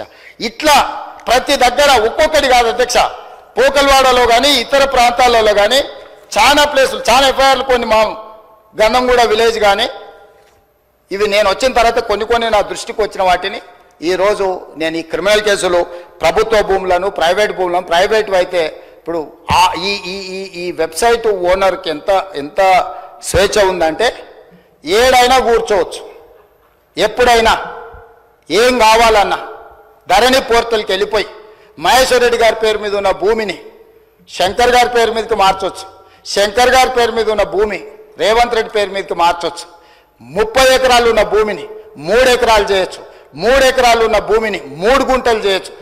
ఏం కావాలన్నా స్వైర విహారం చేసే అధికారం వాళ్ళకి ఇచ్చి ఆ ప్రైవేట్ ఏజెన్సీలకు ఇచ్చి ఇవాళ పూర్తిగా రాష్ట్రంలో ఉండే భూమి అంటేనే భయపడేటట్టు, భూమి అంటేనే మాకు ఉంటుందో ఉండదో అనే అభద్రతా భావనలకు నెట్టేసే ధరణి చట్టాన్ని తీసుకొచ్చి ఈరోజు మొత్తం లోపభూయిష్టంగా వీటిని తయారు చేస్తే గత సంవత్సరం నుంచి చాలాసార్లు చాలామంది మమ్మల్ని అన్నారు, ఇంకెప్పుడు తెస్తారా మీరు, ఎప్పుడు మీరు కొత్త చట్టం తెస్తారా? అధ్యక్ష, అవగాహన చేసుకోవడానికి కూడా సమయం కావాలి అధ్యక్ష. ఇవాళ ఇంత కీలకమైన ఇంత ప్రతిష్టాత్మకమైన భూభారతి 2024 చట్టం సభలోకి వచ్చినప్పుడు ప్రధాన ప్రతిపక్షం బాధ్యత ఏంది అధ్యక్ష?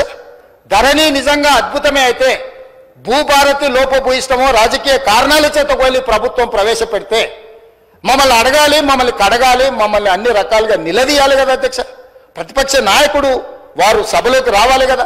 ఎందుకంటే మా అందరికంటే వారికి ఉద్యమకారుడికి ఎక్కువ అవగాహన ఉంది. 80,000 పుస్తకాలు చదివినాను వారు పదే చెప్పినప్పుడు ఆ 80,000 పుస్తకాల యొక్క సారాంశాన్ని రంగరించి వారి మెదడును కూడా కరిగించి వారు సృష్టించిన అద్భుతం అమృతం ఆ ధరణి గురించి వారు వచ్చి లేదా వాళ్ళ పార్టీ తరఫున సంపూర్ణంగా మాట్లాడుంటే బాగుండేది కదా అధ్యక్ష. అది ఈ మాట్లాడితే ఈ భూభారతి మీద చర్చ జరిగితే వాళ్ళ భూభాగవతం బయటపడుతుంది, వాళ్ళ బండారం బయటపడుతుంది. మళ్ళీ ఇంకొక కొత్త విచారణలను కేసులను ఎదుర్కొని జైలుకు వెళ్లాల్సి వస్తుంది. కాబట్టి ఎట్టి పరిస్థితుల్లో ఇది చర్చ జరగొద్దని ఒక తొండి పంచాయతీ తీసుకొచ్చి పెట్టారు అధ్యక్ష.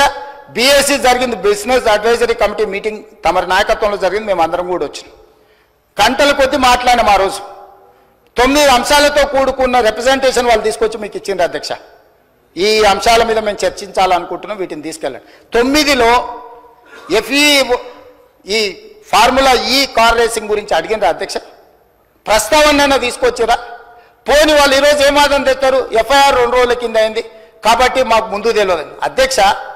2023 డిసెంబర్ నుంచి డిసెంబర్ 7 తారీఖు మా ప్రభుత్వం ఏర్పాటు చేసి నేను బాధ్యత తీసుకున్న రోజు 3-4 రోజుల తర్వాత ఆ ఎఫ్ఈఓ సంబంధించిన ప్రతినిధి నా దగ్గరకు వచ్చి గతంలో మేము కేటీఆర్తో ఈ రకమైన ఒప్పందాలు చేసుకున్నాం, మాకు లావాదేవీలు ఉన్నాయి, మాకు వ్యవహారం ఉంది, దీన్ని కొనసాగించాలని నా దగ్గరకు వచ్చిన అధ్యక్ష. ఇప్పటి దగ్గర అక్కడ ఫోటో ప్రదర్శిస్తారు.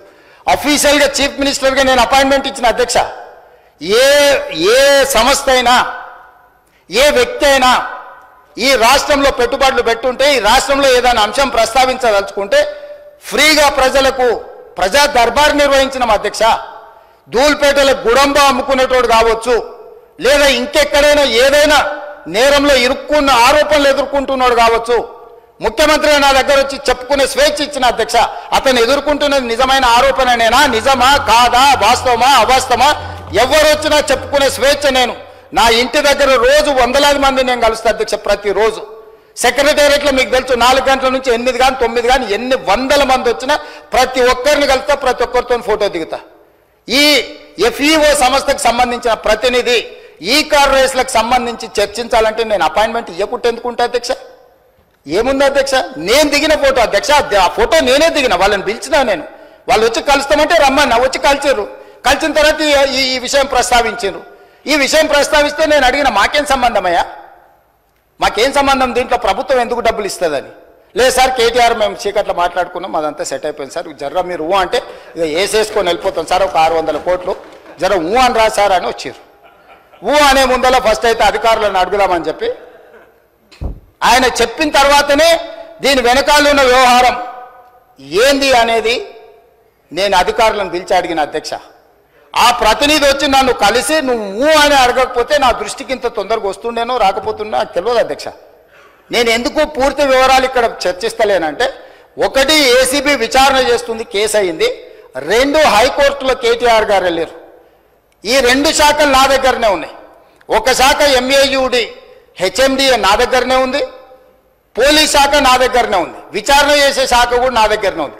నేను ముఖ్యమంత్రికి సభలో దీంట్లో ఎక్కువ తక్కువ వివరాలు మాట్లాడితే విచారణ అధికారులు దీనికి ప్రభావితానికి లోనయ్యి నా మీద కక్షాపూరితంగా వ్యవహరిస్తుందని తారక రామారావు గారు ఈ అంశాన్ని కోర్టుల అడ్వాంటేజ్ వాడుకుంటాడు అని చెప్పి నేను ఎక్కువ వివరాలు మాట్లాడతలేను అధ్యక్ష. నేను స్పష్టంగా చెప్పదలుచుకున్నా అధ్యక్ష, 2023 డిసెంబర్, నాకు తారీఖు సరిగ్గా గుర్తులేదు, నేను ఆ డేట్లన్నీ తీసిస్తాను.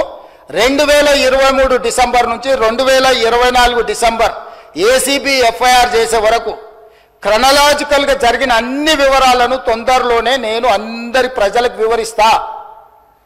ఆ సంస్థకు సంబంధించిన ప్రతినిధి నన్ను కలిసి నాకు వాళ్ళు జరిగిన లోపాయకారి ఒప్పందాల గురించి చెప్పి దీన్ని నువ్వు సహకరించాలని అడిగినప్పుడు శాఖ నుంచి సమాచారాన్ని తెప్పించుకొని ఇది తెలంగాణ రాష్ట్ర ప్రజలకు సంబంధించిన సొమ్ము, హైదరాబాద్ నగర అభివృద్ధి కోసం మాత్రమే వాడాలి, కొద్దిమంది తోసుకుంటే కుదరదు అని చెప్పి దాన్ని వివిధ సందర్భాలలో అధికారుల నుంచి సమాచారాన్ని సేకరించి అధికారులకు పై అధికారులు నోటీసులు ఇచ్చి వాళ్ళు ఇచ్చిన రిప్లైల ఆధారంగా దాన్ని విచారణ చేపట్టాలి అని చెప్పి ఈరోజు ఫిర్యాదు చేసినాం అధ్యక్ష. సంవత్సరం నుంచి నానుతున్న సబ్జెక్టు, సంవత్సరం నుంచి పత్రికలలో రాస్తున్న సబ్జెక్టు, సంవత్సరం నుంచి టీవీలలో పేపర్లలో చర్చ జరుగుతున్న సబ్జెక్టు. 4 సమావేశాలు జరిగినాయి అధ్యక్ష. మన ప్రభుత్వం వచ్చినాక తమరి నేతృత్వంలోనే, తమరు స్పీకర్ అయిన తర్వాత ఈ శాసనసభ సమావేశం ఒక్కసారి కాదు 4 సార్లు జరిగింది అధ్యక్ష. ఇది 4వ సమావేశం. 4 సమావేశాలలో ఏ రోజైనా ఫార్ములా ఈ రేస్ గురించి BRS ఎప్పుడైనా మాట్లాడిందా అధ్యక్ష? ప్రపంచంలో ఉండే చంద్రమండలంలో ఉండే ధూళి దుమ్ము గురించి అనకాపల్లి నుంచి అమలాపురం నుంచి అమెరికా వరకు KTR గారు అన్ని విషయాలు మాట్లాడిండు. ట్విట్టర్ పిట్ట రోజు విషయాలను ప్రస్తావించిన ఏ రోజన్నా ఈ ట్విట్టర్ పిట్ట ఈ ఫార్ములా ఈ రేస్ గురించి ఎప్పుడైనా మాట్లాడిండా అధ్యక్ష? ఇవాళ నిన్న సాయంత్రం నుంచి ఎట్టి పరిస్థితుల్లో చర్చ జరగాల్సిందే, ఈ సభను నడవనీయం. ఏంటి అధ్యక్ష దురహంకారం? 2023 డిసెంబర్లో ఓడించి అధికారంలోకి వెళ్ళి దించారు. ఇంకా వాళ్ళ అహంభావం తగ్గలేదని 2024 పార్లమెంట్ ఎన్నికల్లో డిపాజిట్లు గుంజుకున్నారు అధ్యక్ష. అయినా ఇంకా వీళ్ళు అధికారం పోయినా మారలేదు, డిపాజిట్లు పోయినా మారలేదు. ఈరోజు మెదడు కూడా పోయినట్టుంది అధ్యక్ష వాళ్ళు చేస్తున్న అల్లరి చిల్లర పనులు చూస్తుంటే. అధ్యక్ష, మనం బాధ్యత కలిగిన ప్రజాప్రతినిధులం. ఇంత కీలకమైన సమస్య చర్చ జరుగుతున్నప్పుడు ఈ చర్చను కొనసాగించి చర్చ పూర్తయిన తర్వాత తీసుకోమని అడగనున్నారు అధ్యక్ష. తమరు అనుమతిస్తే ఏదైనా. ఇవాళ నేను ఎందుకు వివరాలు ఇక్కడ మొత్తం చెప్పలేకపోతున్నానంటే, ఒక పక్కన ACB విచారణ చేస్తుంది, రెండవ పక్కన కోర్టులో అతను వాదనలు వినిపిస్తున్నాడు. నేను ఏ సమాచారం అవసరానికి మించి వాస్తవాలను ఏది మాట్లాడినా ముఖ్యమంత్రిగా ఈ శాఖ 2 శాఖలు నా పరిధిలోనే ఉన్నాయి కాబట్టి నేను ఏదైనా ఆ శాఖలను మీద ప్రభావితం, ఆ శాఖలను ఏదైనా ప్రభావితం చేస్తా అని చెప్పి ఏదన్నా అనుకునే అవకాశం ఉంటుంది కాబట్టి నేను ఆ వివరాల జోలికి వెళ్తలేను. మీ ద్వారా ఇన్ని వివరాలు చెప్పిన నేను ఒకటే కోరుకుంటున్నా అధ్యక్ష, ఫార్ములా ఈ రేస్కు సంబంధించి వారు పట్టుబడుతున్నారు. ఒకసారి అధికారులతో ఒకసారి కోర్టులో పరిస్థితులను అంచనా వేసుకున్నాక మీరెప్పుడు పిలిస్తప్పుడు ఇక్కడైనా ఎక్కడైనా ఒకవేళ వాళ్ళకి శాసనసభలో చర్చించడానికి వాళ్ళకు ఒకవేళ ఏమైనా ఇబ్బందులు ఉంటే వాళ్ళ పార్టీ ఆఫీస్కి అయినా కూడా వస్తాం అధ్యక్ష, మాకేం అభ్యంతరం లేదు. 100 కోట్లు ప్రభుత్వం సొమ్ము కొల్లగొట్టి ఇతర దేశాలకు తరలించి మేము పట్టుకున్నాక ఇక్కడ నుంచి అక్కడికి పోయింది తెలిసిందే కదా అంటాడు అధ్యక్ష. మీ ఖాతాలో ఉన్న పైసలు సైబర్ క్రైమ్ వేరే ఖాతాలకు మార్చుకొని వాడు ఎన్నో కొండ మీద కూర్చొని ప్రసాద్ గారి ఖాతాలో ఉన్న సొమ్మంతా నా దగ్గరకు వచ్చింది, నన్నేందుకు పట్టుకునేది అంటే వాళ్ళ అర్థం ఉందా అధ్యక్ష? HMDA ఖాతాలో ఉండాల్సిన కోట్ల రూపాయలు లండన్లో ఏదో కంపెనీకి మార్చి ఆ లండన్ కంపెనీ వెనకాల నీకేం లాలుచుందో చెప్పకుండా ముందు ట్రైపార్టీ అగ్రిమెంట్ ఉన్నదాన్ని బైపార్టీ అగ్రిమెంట్ చేసి బైపార్టీ అగ్రిమెంట్ల ఎన్నికల నిబంధనలు ఉల్లంఘించి రాష్ట్ర ప్రభుత్వ విధి విధానాలను ఉల్లంఘించి అన్ని రకాలుగా కోట్ల రూపాయలు అధ్యక్ష 55 కోట్లు అంటుండు అధ్యక్ష. వీళ్ళు చేసుకున్నది 600 కోట్లు ఎన్నికే 55 కోట్లు ఇవ్వగానే నేను పట్టుకున్నా అధ్యక్ష. 55 కోట్లు ఎంగనే నేను పట్టుకున్నా కాబట్టి 500 కోట్లు మిగిలిపోయినాయి అధ్యక్ష. లేకపోతే నేను జర్ర ఆయన వచ్చిండు కదా చెప్పిన కదా అధ్యక్ష, జర్ర అని అయిపోతుందని. నేను జర్ర అంటే 600 పోతుండే అధ్యక్ష. 55 కోట్లు చిన్న అమౌంట్ అధ్యక్ష ప్రజలది. ఇవాళ హాస్పిటల్లో 50,000 లక్ష రూపాయలు హాస్పిటల్ ఖర్చులకు లేకుండా ప్రాణాలు పోతున్నాయి అధ్యక్ష. ప్రభుత్వ సొమ్ముకు జవాబుదారీతనంగా ఉండాల్సిన ప్రజాప్రతినిధులు 55 కోట్లు పోతే ఏమైంది? ఇవాళ ఈ రేసులు అంటాడు, ఫార్ములా రేసులు అంటాడు, ఎల్లుండి రేసు గుర్రాలతో కూడా ప్రతిష్ట వస్తుందంట, ఆ తర్వాత జువ్వా కూడా ఇది అంటాడు, ఆ తర్వాత గుట్కా కూడా అంటాడు, ఆ తర్వాత డ్రగ్స్ కూడా అంటాడు. ఇవన్నీ కూడా ఏదో రకంగా పాపులారిటీ తెచ్చేటివే కదా అధ్యక్ష. ఫామ్ హౌస్లో డ్రగ్స్ దొరుకుతాయా, మేము పడకపోతే దావత్ చేసుకోవద్దా అంటాడు. ఏంది అధ్యక్ష ఈ దబాయింపు? ఏంది పండుగ పూట దీపావళి పండుగ పూట మనం చేసుకుంటే చిచ్చుబుట్లు కాల్చుకుంటాం అధ్యక్ష, సారా బుట్లు పెట్టుకుంటాం అధ్యక్ష. డైరెక్ట్ డ్రగ్స్ కొకేన్ కన్జ్యూమ్ చేసిన వ్యక్తి ఆ ఇంట్లో పట్టుబడితే బయటకు వచ్చి దబాయిస్తాడు. అవును మా బామార్ది గృహప్రవేశం చేసుకుంటే కనీసం కొకేన్ అన్న తీసుకోమా మేము? ఏ సంస్కృతిలో ఏ సాంప్రదాయంలో ఉంది అధ్యక్ష? మీరు చూడండి వారు ఏం మాట్లాడుతున్నారో. సరే వీళ్ళు ఇట్లా మాట్లాడి ఇప్పుడు కింద మీరే చూసారు కదా అధ్యక్ష, పెద్దల శ్రీనివాసరెడ్డి గారు కూడా చెప్పారు, ఔటర్ రింగ్ రోడ్ విషయంలో నువ్వు క్యాన్సిల్ చేసేయి. ఈయన కాదు వెనకాల నుంచి మైక్లో లేడు, ఆయన కూడా అన్నాడు క్యాన్సిల్ చేయాలంటే ఎట్లా చేయాలి అధ్యక్ష? విచారణ చేయకుంటే unilateral cancellation, one side cancellation జరుగుద్దా అధ్యక్ష? ఏదైనా ఒక ఒప్పందము నగదు బదిలీ అయిన తర్వాత ఆ నగదు బదిలీ చేసి ప్రభుత్వం చేసుకున్న ఒప్పందము ఏదైనా రద్దు చేయాలంటే విచారణ జరగాలి, విచారణలో తప్పు జరిగిందని నిరూపించాలి. తప్పు జరిగిందని నిరూపించిన తర్వాతనే చట్ట ప్రకారము రద్దు చేయడానికి అవకాశం ఉంటుంది. అడిగింది వాళ్ళే, డిమాండ్ చేసింది వాళ్ళే. నేను లేచి నించొని ప్రకటించిన తర్వాత మళ్ళీ హరీష్ రావు గారు అభినందించండు, మేము స్వాగతిస్తున్నాం మీ విచారణని. ఇవ్వాలంటే నా మీద కక్షతోని విచారణకు ఆదేశించిండని. అంటే ఔటర్ రింగ్ రోడ్ అమ్ముకున్నా ఏమనొద్దు, హెచ్ఎండిఏలో 100 కోట్లు విదేశాలకు తరలించి ఆ విదేశాలలో మీరు ఎట్టెట్లా వంచుకుంటారో ఎవరెవరు ఈ నుంచి నువ్వు ఎఫ్ఈఓ ఖాతాలకు పోయిందో చూపిస్తున్నావు. ఎఫ్ఈఓ ఖాతాల నుంచి లండన్లో ఎవరి ఖాతాలకు పోయినావు మళ్ళీ అవతల ఎవరు తేల్చాలి అధ్యక్ష? విచారణ చేయకుండా తేలుతుందా అధ్యక్ష? ప్లస్ నోట్లు పంపలే అధ్యక్ష, పౌండ్స్ కొనాలి ప్రభుత్వం అంటే ఆర్బీఐ అనుమతి తీసుకోవాలి అధ్యక్ష. ఫారిన్ కరెన్సీ పర్చేజ్ చేయాలంటే ఏ ట్రాన్సాక్షన్ చేయాలన్నా రిజర్వ్ బ్యాంక్ గైడ్ లైన్స్ ఉన్నాయి అధ్యక్ష. ఎట్లా పడితే అట్లా నా దగ్గర నోట్లు ఉన్నాయని నోట్లు ఇచ్చి డాలర్లు కొంటా, డాలర్లు ఇచ్చి పౌండ్స్ కొంటా, లేకపోతే రూబీలు కొంటా అని లేదు అధ్యక్ష. భారతదేశము రాజ్యాంగం పరిధిలో రిజర్వ్ బ్యాంకు కొన్ని నిబంధనలు అధ్యక్ష. పౌండ్స్ కొనాలంటే రిజర్వ్ బ్యాంక్ అనుమతి ఇవ్వాలి అధ్యక్ష. హెచ్ఎండిఏ ఖాతాలో ఉండాల్సిన పైసల్ని సీదా బ్యాంకు పోయి పౌండ్స్ కింద మార్చి పక్క దేశాలకు పంపించినందుకు ఇన్కమ్ ట్యాక్స్ నీ మీద ఫైన్ వేస్తే దానికి ఒక 8.5 కోట్లు కట్టి ఇవాళ మొత్తము 600 కోట్లకు మీరు లూటీ చేయాలని పథకం వేసుకొని 55 కోట్లు కొట్టేసినాక పట్టుబడి దాని మీద ఈరోజు విచారణకు సంవత్సరం నుంచి చర్చ జరుగుతుంటే దాని మీద విచారణ ఈరోజు ఏదో కొత్తగా వచ్చినట్టు ధరణి మీద చర్చ వద్దు, దాని మీద చర్చ చేయండి అంటున్నారు అధ్యక్ష. ఏం అధ్యక్ష, రేపు ఎల్లుండి అవతలెల్లుండి ఎట్లా కోర్టులో విచారణ జరుగుతుంది, ఏసీబీలో విచారణ జరుగుతుంది, మళ్ళీ హౌస్ వస్తూనే ఉంది. 4 సమావేశాలు వాళ్ళు అడగలేదు. ఇవాళ ధరణి వచ్చినప్పుడే ఈ ధరణికి సంబంధించిన లోపాలను, ఘోరాలను, నేరాలను ఈరోజు ఈ ప్రభుత్వం బయట పెడుతుందని భూభారతి చట్టం ఎట్టి పరిస్థితులు ఆమోదింపజేయనీయకూడదు. భూభారతి చట్టం ఆమోదించి ఫోరెన్సిక్ ఆడిట్ ఏదైతే మా ఉప ముఖ్యమంత్రి గారు, మా రెవెన్యూ శాఖ మంత్రి గారు డెఫినెట్గా ఈ మొత్తం ట్రాన్సాక్షన్స్ మీద ఫోరెన్సిక్ ఆడిట్ చేపట్టి ప్రభుత్వ భూములు అన్యాక్రాంతం ఎట్లయిపోయినాయి, ప్రైవేట్లో జరిగిన గోల్మాల్ ఏంటో నిగ్గు తెలుస్తామనే ఒక నిర్ణయానికి వచ్చి ఆ విషయాన్ని పసిగట్టి ఈరోజు సభ నడవకుండా సభలో ఆ చెత్త అంతా ఇది పరిస్థితి అధ్యక్ష. నేను ఎప్పుడైనా చర్చలకు వెనక పోతాను అధ్యక్ష. మీకు నేను చాలా సంవత్సరాల నుంచి తమరు నన్ను చూస్తూనే ఉన్నారు కదా, రాజకీయాలకు లేనప్పటి నుంచి కూడా చర్చలు ఏమైనా వెనక పోయేటోనా అధ్యక్ష? మీకు తెలియదా? ఏదైనా విషయంలో వెనకడికి వేసేది ఎప్పుడైనా జరిగిందా అధ్యక్ష? అంటే ఈరోజు మీరు తప్పించుకోవడానికి, మీరు చేసిన నేరాలను కప్పిపుచ్చుకోవడానికి ఈ రకంగా సభను అవమానించి తమరిని కించపరిచే విధంగా మాట్లాడి సభా గౌరవాన్ని, ఆ కుర్చీ మర్యాదను మంటగలిపి చర్చనే జరగొద్దు, బిల్లే పాస్ కావద్దు, ఈ భూములు, ప్రజలు, రైతులు బాగుపడొద్దు అని ఒక కుట్రపూరితమైన, నేరాపూరితమైన ఆలోచనతోటి ఈరోజు వాళ్ళందరూ అట్లా ఆటవికంగా వ్యవహరించడాన్ని మమ్మల్ని వదిలేయండి అధ్యక్ష, మేము పాలకపక్షం వాళ్ళు ప్రతిపక్షం ఉండొచ్చు.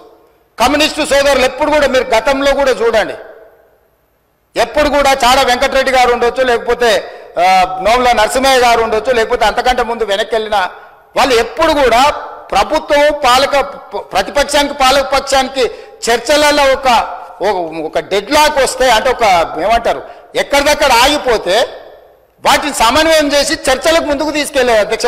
వాళ్ళు ఎప్పుడు కూడా ఈ సభ చర్చలు జరుగుతాయనే, ప్రజల సమస్యల మీద చర్చలు జరుగుతాయనే పరిష్కారం చూపిస్తారని నమ్మే కమ్యూనిస్టులు దాదాపుగా ఉమ్మడి రాష్ట్రంలో అటు తెలుగుదేశం ఉన్నా, ఇటు కాంగ్రెస్ ఉన్నా, లేకపోతే కాంగ్రెస్ అధికారంలో నుండి తెలుగుదేశం ప్రతిపక్షంలో ఉన్న ప్రతిష్టంభన వచ్చినప్పుడు కమ్యూనిస్టులు కీలకమైన బాధ్యత తీసుకొని, ఎంఐఎం కీలకమైన బాధ్యత తీసుకొని సభను నడిపించడానికి, సాంప్రదాయాలను కొనసాగించడానికి ఒక సమన్వయం చేసేది అధ్యక్ష. ఇవాళ ఏదీ లేదు అధ్యక్ష, ఎవ్వరు మాట వినడం లేదు. వాళ్ళేం ఎంఐఎంఆర్ లేకపోతే బీజేపీ ఆర్ కమ్యూనిస్టులు మా పార్టీ క్రియాశీలక సభ్యులేం కాదు అధ్యక్ష.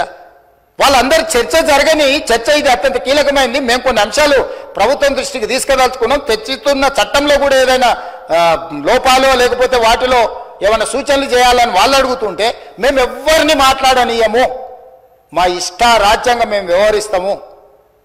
ఇది తెలంగాణకు గౌరవము తెచ్చిపెట్టదు అధ్యక్ష. ఈ సభలో అట్లా వ్యవహరించే వాళ్ళ పట్ల తమరు నిశితంగా ఆలోచన చేసి ఒక మంచి నిర్ణయం తీసుకోవాల్సిన సమయం వచ్చేసింది అధ్యక్ష. 1 సంవత్సరం పూర్తి అయిపోయింది. ఇంకా మనం చిల్లర మల్లర వేషాలు వేసుకుంటా 10 సంవత్సరాలలో 100 సంవత్సరాలకు కావాల్సినంత దోసుకొని విధ్వంసం చేసి చర్చనే జరగొద్దు, చట్టమే మారొద్దు, చట్టం మా ఇష్ట ప్రకారమే నడవాలి, మీ ఇష్ట ప్రకారం వద్దు అని 23 డిసెంబర్లో అధికారం కోల్పోయారు, 24 మే జూన్లో డిపాజిట్లు కోల్పోయారు, 24 డిసెంబర్లో మీరు మెదడు కూడా కోల్పోయినట్టుగా అనిపిస్తుంది అధ్యక్ష నాకు. కాబట్టి ఇట్లాంటి వ్యవహారాలను తమరు కొంచెం గట్టిగా అప్పుడప్పుడు మీరు కూడా కొంచెం కొరడా జల్పించాల్సిన పరిస్థితులు వచ్చినట్టు నాకు అనిపిస్తుంది అధ్యక్ష. తమరు ఏ ఆదేశం ఇచ్చినా మేము పాటిస్తాం. ప్రభుత్వం వైపు నుంచి ఫార్ములా ఈ రేస్ మీద మీరు అనుమతిస్తే పూర్తి స్థాయి వివరాలను తీసుకొచ్చి కూర్చొని సభ ద్వారా తెలంగాణ సమాజానికి వివరించడానికి నాకు ఎలాంటి అభ్యంతరం లేదు. వారు ప్రదర్శిస్తున్న ఫోటో నాదే, ఆ పక్కల వాళ్ళు చూపించిన ఆయన FEO ప్రతినిధే. ఆ ప్రతినిధి వచ్చి నాకు చెప్పిన తర్వాతనే ఈ బండారం బయటపడ్డది. ఈ దోపిడీకి వేసిన దారి ట్రైపార్టీ అగ్రిమెంట్ నుంచి బైపార్టీ కావడం, బైపార్టీ అయిన అగ్రిమెంట్ ఎలక్షన్ కోడ్ వచ్చినా కూడా ఎవరికి చెప్పపెట్టకుండా ఒప్పందాలు లేకుంటేనే కోట్ల రూపాయలు దేశాన్ని దాటి తరలించడం, ఆ తర్వాత ఒప్పందాలు చేసుకోవడం, ఆ తర్వాత మిగతా సొమ్మును కూడా లాగడానికి వాళ్ళు ప్రయత్నం చేయడం, ఇవన్నీ వేగంగా ఒకదాని వెనకాల ఒకటి జరిగినాయి అధ్యక్ష. ఎవరికి ఎలాంటి అనుమానం లేదు. FEO ప్రతినిధులు నన్ను కలిసిండ్రు, నన్ను కలిసి వాళ్ళ భాగవతం చెప్పినాకనే నేను దాన్ని కనిపెట్టి అధికారుల నుంచి సమాచారం సేకరించి విచారణకు ఆదేశించిన, విచారణలో ఏ విధంగా ముందుకు వెళ్లాలనో కూడా మేము అందరితో చర్చించి, న్యాయ నిపుణులతో చర్చించి ఒక నిర్ణయం తీసుకున్నాం. ఆ నిర్ణయం మేరకే గవర్నర్ గారికి లేఖ రాసినాం. గవర్నర్ గారు కూడా న్యాయ నిపుణులను సంప్రదించిన తర్వాతే విచారణకు అనుమతి ఇచ్చిండ్రు. ఈ ప్రాసెస్ మొత్తము ఇన్ని సంస్థలు, ఇన్ని వ్యవస్థలు ప్రాసెస్ చేసిన దాన్ని ఇప్పటికిప్పుడు అన్ని బిజినెస్లను సభలో సస్పెండ్ చేసి చర్చకు తీసుకోవాలని వాళ్ళు మొండిపట్టు పట్టడం, మంకుపట్టు పట్టడం నేను అర్థం చేసుకుంటా హరీష్ రావు గారిని. ఎందుకంటే హరీష్ రావు గారు ఇక్కడ అల్లరి చేసి చొక్కాలు తెచ్చుకోకపోతే ఇంటికి పోతే కొరడా దెబ్బలు ఉంటాయి అధ్యక్ష, కోదండ ఉంటుంది అధ్యక్ష. నాకు తెలుసు ఏం చేస్తున్నావు నువ్వు అని ఆయన అడుగుతాడు. ఆయన ఇట్లాంటివి జరిగినప్పుడు కొడుకు విషయంలో ఏది చేసినా కూడా కాపాడాలన్న ఆలోచనతో హరీష్ రావు గారిని కొరడాతో కొడతాడు అధ్యక్ష. కొన్నిసార్లు ప్రజల కోసం కొన్ని కొరడా దెబ్బలు తినాల్సి వస్తుంది. నువ్వు మరీ శీలాన్ని నిరూపించుకోవడానికి, లేకపోతే నేను బాగా వీరోచితంగా కొట్లాడినని, లేకపోతే నిన్న నువ్వు అడిగితేనే ఔటర్ రింగ్ రోడ్లో మేము వేసిన విచారణకు కావాలని నువ్వు తారక రామారావు గారిని ఇరికిచ్చినావు అని మీ కుటుంబంలో పంచాయతీ ఉండొచ్చు అధ్యక్ష. సహజంగా కుటుంబం అన్న తర్వాత చిన్న చిన్న సమస్యలు ఉంటాయి అధ్యక్ష, మీకు తెలియదా? ఇప్పుడు నువ్వు ఉద్దేశం ఏముందో నాకు తెలియదు. డిమాండ్ చేసింది హరీష్ రావు గారే, వారు డిమాండ్ చేసిండు కాబట్టి అనుమతి ఇచ్చారు. ఈరోజు మహేశ్వర్ రెడ్డి గారు డిమాండ్ చేసిండు, శ్రీనివాసరెడ్డి గారు దాన్ని అనుమతి ఇచ్చిండు. సీనియర్ సభ్యులు అడిగినప్పుడు వాళ్ళు అడిగిన దాంట్లో సహేతుకత ఉండి కొంత బలం ఉంటే వాళ్ళ వాదనలో కానీ విషయంలో కానీ ప్రభుత్వానికి ఏముంది అధ్యక్ష? నిన్న హరీష్ రావు గారు అడిగిన ఔటర్ రింగ్ రోడ్డు విచారణ అయినా, నేడు బీజేపీ పక్ష నాయకుడు ఏలేటి మహేశ్వర్ రెడ్డి గారు చేసిన డిమాండ్ అయినా సహేతుకమైందని ప్రభుత్వం భావించింది కాబట్టి విచారణలకు ఆదేశించింది. కాబట్టి దయచేసి ఈ సభ, నాకు రాష్ట్రపతి గారి కార్యక్రమం ఉన్నది, అక్కడ రాష్ట్రపతి గారి ప్రోగ్రాంకి వెళ్ళేది ఉన్నది అధ్యక్ష. ఈ సభను, ఈ బిల్లు ఒక అద్భుతం. ఇందులో ఏమైనా చిన్న చిన్న సూచనలు ఉన్నాయి, ఎగ్జిక్యూటివ్ ఆర్డర్స్లో ఏమైనా కావాలంటే కూడా మనం కరెక్షన్ చేసుకుందాం. ప్రభుత్వం ఓపెన్ మైండ్తో ఉన్నది, ప్రభుత్వానికి ఎలాంటి హిడెన్ ఎజెండా లేదు. ఒక మంచి చట్టం తెస్తే మాకే పేరు వస్తుంది. ఎందుకంటే ఈ భూమితో ముడిపడి ఉన్న ప్రాంతం తెలంగాణ. ఈ భూమే సర్వం, ఈ భూమే తెలంగాణ సార్వభౌమాధికారాన్ని తెచ్చిపెట్టింది. ఈ భూమి కోసం అసూలు బాసిన వాళ్ళు ఉన్నారు, వాళ్ళందరూ కూడా న్యాయం చేయాలనే సాదా బైనామాలు కావచ్చు, రెవెన్యూ రికార్డు కావచ్చు, లేకపోతే పోడు భూముల పట్టాలు కావచ్చు, లేకపోతే అసైన్మెంట్ పట్టాలు కావచ్చు, ఏదైనా భూమి రిలేటెడ్ ఇష్యూ. భూమి అంటే భూభారతి అని అంటే అది ఇందిరమ్మ కాంగ్రెస్ పార్టీ. ఎందుకంటే అసైన్మెంట్ భూములు ఇచ్చింది కానీ, పోడు భూముల పట్టాలు ఇచ్చింది కానీ, పేదలకు ఇండ్ల పట్టాలు ఇచ్చింది కానీ, ప్రతి వాడికి భూ పంపకాలు చేయడం ద్వారానే కాంగ్రెస్ పార్టీ ప్రజలలో ఈ రోజుకు 140 సంవత్సరాల నుంచి ఉన్న పార్టీ. ఇంకా ప్రజలల్లో ప్రేమ అభిమానం ఉంది, ఇందిరమ్మ పేరు తలుచుకుంటున్నారు అని అంటే ఈ భూమి యొక్క హక్కులను పేదవాళ్ళ కోసం కాపాడడం వల్లనే. అట్లాంటి హక్కులను కాపాడడానికి భూభారతి 2024 చట్టాన్ని మా రెవెన్యూ శాఖ మంత్రి పొంగులేటి శ్రీనివాసరెడ్డి గారు ఏదైతే సభలో ప్రవేశపెట్టారో సభ్యులందరూ వీలైనంత మేరకు చర్చించారు. కొన్ని రిటర్న్లు కూడా ఎవరికన్నా ఇచ్చినా కూడా వాటిని కూడా మనం పరిగణలోకి తీసుకుందాం. అన్ని రకాలుగా ఒక మంచి చట్టం చేసుకుందాము. ఈ మంచి చట్టంలో అందరినీ ఇప్పటి కూడా నేను విజ్ఞప్తి చేస్తున్నా, ఇవాళ సాయంత్రం వరకు బీఆర్ఎస్ఓ లేదన్నా రిటర్న్ డాక్యుమెంట్ సబ్మిట్ చేసినా కూడా తమరు అనుమతి ఇవ్వండి. ఒకవేళ అసెంబ్లీ సెక్రటరీ గారికి వాళ్ళు ఏదైనా పంపించిన అందులో ఏదైనా విలువైన సూచన ఉంటే అధికారులకు కానీ నేను మంత్రి గారికి కానీ అడుగుతున్నా. ఈ ఒకవేళ ఏదైనా ఉన్నా కూడా ఎగ్జిక్యూటివ్ ఆర్డర్లో ఒకవేళ చట్టంలో మనం అమెండ్మెంట్ చేసుకోవడానికి ప్రొవిజన్ లేకపోయి ఉండొచ్చు. ఏదైనా ఉంటే అంటే వాళ్ళు ఇంత అల్లరి చేసినా ఏది చేసినా వాళ్ళు ఏదైనా విలువైన సూచన చేస్తా అంటే మాత్రం మాకు ఎలాంటి అభ్యంతరం లేదు అధ్యక్ష. ఈ చట్టాన్ని మీ అందరూ పెద్ద ఎత్తున మద్దతు పలికి ఆమోదించాల్సిందిగా నేను కోరుకుంటున్నా అధ్యక్ష. ధన్యవాదాలు.